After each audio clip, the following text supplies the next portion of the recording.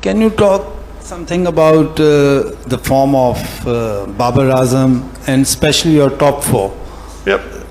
What would you like to know? What has happened to Babar Azam's batting form? Because he has been struggling for the last 16 innings and you have seen him playing the last 4 yourself. Look, Babar's a quality player, and he's got a couple of starts, and a bit like a few of our players, just hasn't been quite able to convert those starts. But Babar is a world-class player, and look, he's very close. I feel it. I'm really confident that we're going to see Babar scoring some big runs very soon. So, look, while I know he's disappointed, he probably hasn't converted his starts that he's got.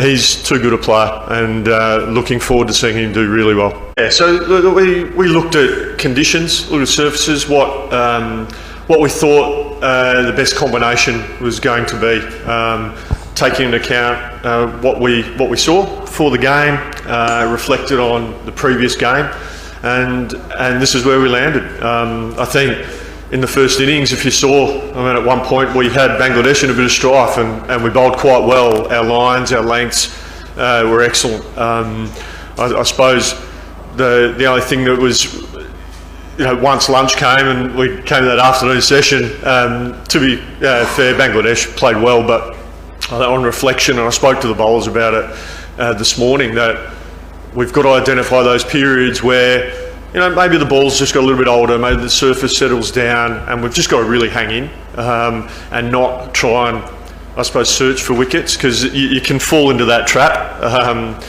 And I think that's probably what we did a little bit. But look, just on that decision, obviously there's a few things that we're hoping Shaheen can work on. He's obviously had a pretty eventful time in his personal life as well. So all that being considered, we want Shaheen Afridi to be at his very best for as much cricket as possible. He's an all-format player, and we've got a pretty heavy schedule. So we want to make sure that he's fit and firing and he's bowling at his very best, so that he can play as many games as possible for Pakistan. Is the seam fully fit?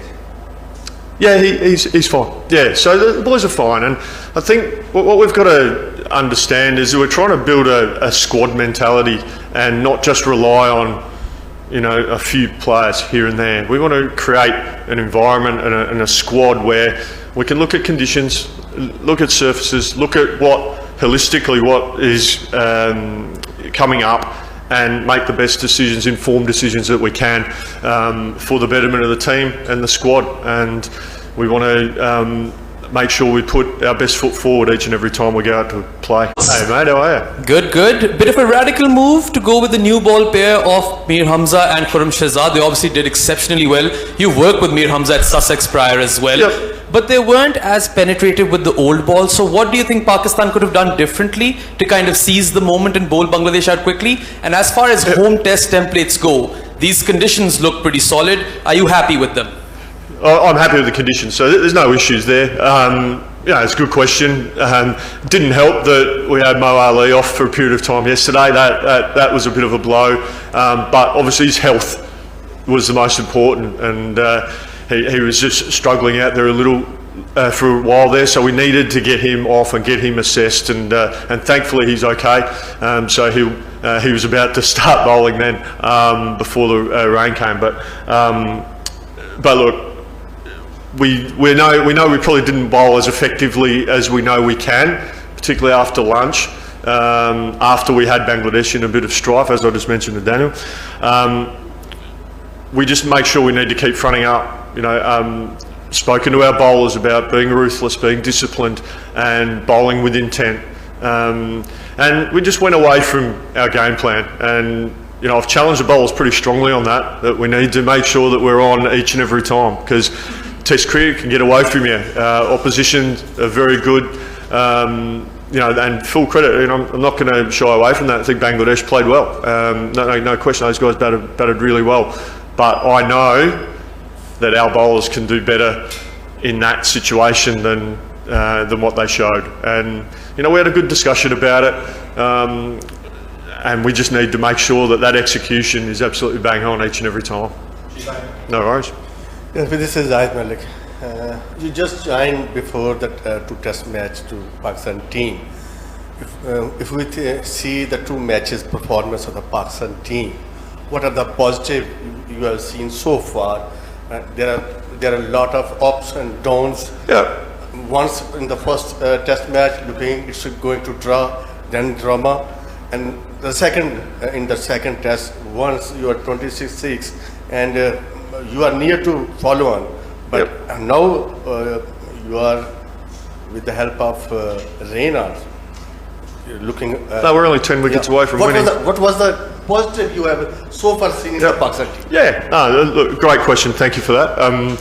Look, certainly the first test match, there were some positives. We were sent in and found ourselves in a little bit of trouble. There was, and then some really good partnerships and got us into a position where we were able to drive the game. And that was the whole goal. We wanted to try and force a result. Unfortunately, we probably didn't bowl as well as we know we could.